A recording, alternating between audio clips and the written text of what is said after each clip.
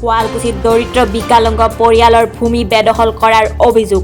দৰিদ্ৰতাৰ সুযোগ গ্ৰহণ কৰি দুষ্ট চক্ৰই দখল কৰিলে পিতৃৰ ভূমি।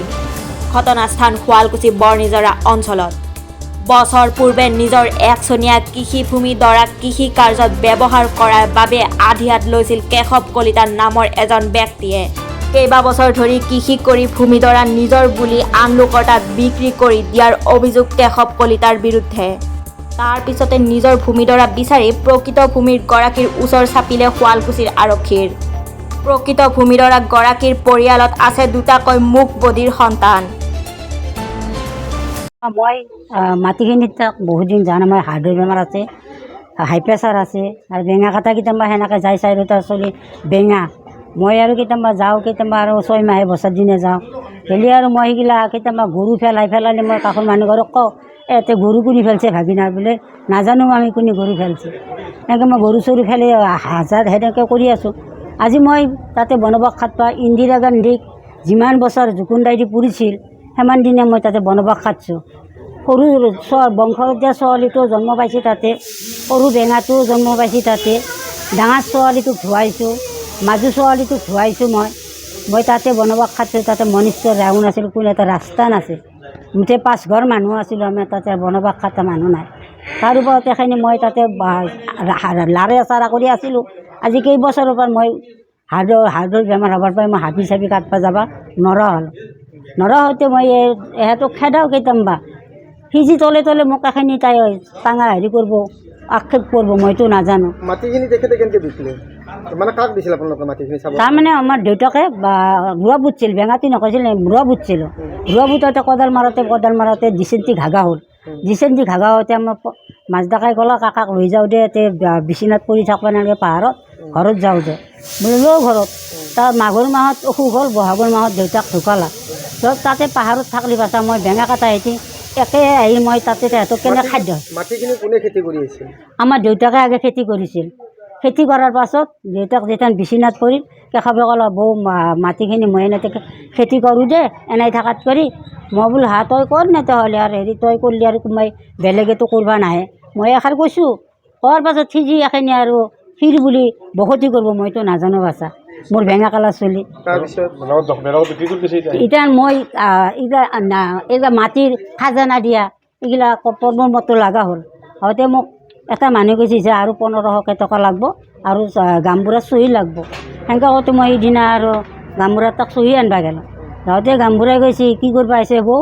মই বোলো মোক দুখন পৰ্বটো লগা হৈছে, তই বহ, তোৰ পাছৰ মাটিখিনি বিকছি। কোনে বিকছি? বোলে কেশৱে বিকছি। বোলে কাৰ তাত বিকছি? বোলে বৰবামন পাৰাৰ হেৰি মাষ্টাৰ এটাৰ তাত, অংকন হেৰি কালিৰাম স্কুলৰ তলত মাষ্টাৰ কাম কৰে। তই এতিয়া কাগজ নিবা নালাগে, তই খাই আহি নিবি আগে পাহাৰক জাগে। মই পাহাৰত যাওঁতে ভটংগুৱা গৈছোঁ, হৈ পেলাই মই দেউতাককো গালি পাইছোঁ, সেনেকৈ কান্দছোঁ। কান্দি ফেলে আৰু মই দিনা আৰু মই তামোল পাণ লৈ হেৰি তাৰে হেৰিতা গেলোঁ, সভাপতিৰ তাত গেলোঁ। দেউবা মোক এখিনি হেৰি কৰ, কেশৱে এনে কৰিছে বোলে, আমি কেশৱৰ ওপৰত মেল দিবা নোৱাৰোঁ, সি ডাকুঠাৰ লয়, নামঘৰৰ মাটিয়ে নিদিলা, সেইকাৰণে আপুনি ওপৰত দেখি যাওক বেঙা কাটাক লৈ ফেলে। সেনেকৈ কৈছে আৰু তাৰে ৰাইজৰ মানুহে আৰু সভাপতি এনেকৈ কৈছে। সি তাৰমানে হেৰি গামবুঢ়াই নকৰিতো মই গমেই নাপালোঁ হয়। এতিয়া বেঙা কাটাই যাই গুচি আহে, মোৰ হাৰ্টৰ বেমাৰ, কঁকাল ভাঙি পেলাই কঁকালখানো পৰিল। সেইকাৰণে মই গামবুঢ়াই কোৱা দেখিয়ে মই চাবা গেলোঁ। কেশৱে বিক্ৰী কৰিছে। তাৰ কাষৰ মানুহ সোধাওঁতে কৈছে সিধু শুন, এনেকৈ 1 মাটি আমাৰ দখল ধৰিছিল, দখল ধৰা মাটি। আমি বিকা নাই বাচা, সেইকাৰণে মই গমেই পোৱা নাই, আমি গম নাপাওঁ বাচা। বা গামবুঢ়াই কোৱা দেখিয়ে গম পাইছোঁ বাচা। এই ডাঙৰ বেঙা সেইটো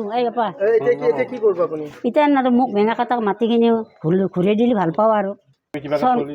চনৰ পৰা নমস্কাৰ কৰিছোঁ। মই বয়সস্থ মানুহ, হাৰ্টৰ বেমাৰ আছে, হাই প্ৰেছাৰ আছে। মোৰ বেঙা কালাৰ মাটিখিনি কেশৱে হেৰি কৰলা, বিক্ৰী কৰলা।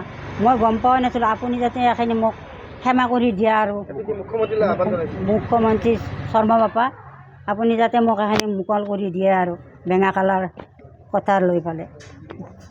এইডোখৰ মাটি বহুত বছৰৰে মানে বহুত চনৰে মাটি এইখন ধৰ আমাৰ এইখন মাটি আমাৰ দেউতা নাছিল মাটিখণ্ডত দেউতাই নাই বুলিও 3-4বাৰমান খেতি কৰিছিল খেতি কৰাৰ পাছত সেইখন আমাৰে মাটি আমাৰে দেউতাই খেতি কৰিছিল কৰাৰ পিছত দেউতা যেতিয়া অসুখ হ'ল বহুত ডাঙৰ অসুখ হ'ল হওঁতে ইয়াত হ'ল আহিব লগা হ'ল আদাবৈত আহিব লগা হ'লে তাতে আৰু মাহঁত থাকে বা মই থাকোঁ বা মোৰ ভণ্টি দুটা থাকে এনেকৈ গোটেইবিলাক থাকোঁ তাৰ পিছত মাইকে একদিন সুধিছিল আৰু কেশৱ বুলি কোৱা মানুহজনে যিটো মানুহ মাটিখণ্ড বিকছি সেই মানুহজনে কৈছে আৰু যে এইখণ্ড মাটিত ময়ে খেতি কৰোঁ মাটিখণ্ড এনেই পৰি থকাত কৰি সেনেকুৱা কথা মাই যেতিয়া কৈছিল যে মোৰতো দেউতাক ঢুকাবয়ে বা ঢুকালে সেইকাৰণে মাটিখণ্ডত খেতি কৰ যিটো কৰ কিন্তু খেতি কৰিলেও তোৰ বুলি নকবি আৰু কেতিয়াও ময়ো কৈছিলোঁ যে কেশৱ দাদা যদিও খেতি কৰিছ দেউতা নাই যদিও এইখিনি মাটিত তোৰ অধিকাৰ নাখাটাবি এইখন মাটি মোৰেই সেনেকুৱা কথা আৰু কৈছে কি ঠিকে আছে তহঁতৰ মাটিত মই খেতিহে কৰিছোঁ তহঁতৰ মাটি বেঙা কলাৰ মাটি মই কিয় খাম এনেকৈ বুলি উত্তৰ দিছিল তাতে নেক্সট একবাৰ আৰু মই ক'লোঁ আমাৰ মাটিত তই খেতি কৰা কিন্তু আমাক তাৰ পৰিমাণ অলপো নেদ সেনেকুৱা কথা মোক একদিন মাৰিবৰ কাৰণে খেদি আহিছিল মানে বেৰাৰ গোজ ভাঙি কিনে মাৰিব খেদি আহিছিল আহোঁতে মই কিবা কানি অলপ বকিছোঁ আৰু বকতা আছে আৰু ৰাইজখনকো কওঁ ক'লেও ৰাইজে কয় তহঁতৰ মাটি কোনে নিব সি মাটি নিব নৰৈ যা বুলি কয় আৰু পাহাৰত যিখিনি থিতাপি মানুহ আছিল এতিয়া মানে কেনেকৈ গম পালোঁ মায়ে তাৰমানে গাঁওবুঢ়াৰ ওচৰত কিবা কাগজ আনিব গৈছিল কাগজ আনিব যাওঁতে গাঁওবুঢ়াই তাৰমানে মাক ক'লে যে তহঁতৰ মাটিখণ্ড কেশৱে বিকছি এনেকৈ বুলি ক'লে মানে শৰ্মাটোৰ নামটো মই সঞ্জিত শৰ্মা বুলি কয় সঞ্জিত শৰ্মাৰ তাতে কেশৱে মাটিখণ্ড বিকছি বিকলে মায়ে তাৰমানে কাগজ আনিব যাওঁতে মাক ক'লে আৰু যে গাঁওবুঢ়া আমাৰ ঘৰত একবাৰো অহা নাই মানে কি আমাৰ মাটিৰ কাষত যে মাটিখণ্ড কিনছোঁ বা কাৰ মাটি কি কথা বুলি আমাৰ ঘৰত একদিনো সুধিব অহা নাই এই প্ৰশ্নটো মই আজিও সুধিছিলোঁ তেখেতক যে আপুনি যে মাটিখণ্ড কিনছে কাষত যে এটা বস্তি আছে সেই মানুহ ঘৰক কিয় সোধা নাই এইখিনি মাটি কাৰ বুলি কিনে তেখেতে তথাপিতো একো নক'লে যে মই যাৰ পৰা মাটি কিনছোঁ তাকহে মই জানো সেনেকৈ বুলি কৈছে বেলেগ একো কোৱা নাই আৰু তাৰপিছত মই মানুহজনক কিবা কানি ক'লোঁ আৰু কত মোকে উল্টাই পাল্টাই কিবা কানি বকিছে এতিয়া মই কেশৱৰ ঘৰত গৈছিলোঁ কেশৱ বোলা মানুহজন নাই মানুহজনে যিজন মানুহ আছে সেই কিনিছে সেইজন মানুহে তাৰমানে মানুহজনে তাৰ কথা দি বেৰা লগাই দিছে আজি বেৰা দিছে দেওঁতে মই গৈছিলোঁ যাওঁতে মই কিবা কানি ক'লোঁ কোৱাৰ কাৰণে মানুহজনে মোকে কিবা কানি বকিলে তাৰপিছত আইনৰ সহায় লোৱা নাই এতিয়া ল'ম আৰু মানে এনেকুৱা আৰু কি ক'ব মুখ্যমন্ত্ৰীলৈ কি আহ্বান জনাব মুখ্যমন্ত্ৰীক কি আহ্বান জনাম মানে মোক মাটিখিনি ঘূৰাই লাগে মোৰ বেঙা কলা ভাই তিনিটা ভণ্টি এটা বেঙা বা দেউতাই ইমান বছৰে তাতে কষ্ট কৰি চলি ফুৰি মৰিয়ে গ'ল মাও আজি আছে কালি নাই মৰিয়ে যাব এতিয়া ভাইকেইটাক সেইখিনি মানে দিলে ভাল হয় আৰু মানে শুৱালকুছিৰ পৰা দীপজ্যোতি বয়ছৰ ৰিপৰ্ট E24 লাইভ ব্ৰেকিং।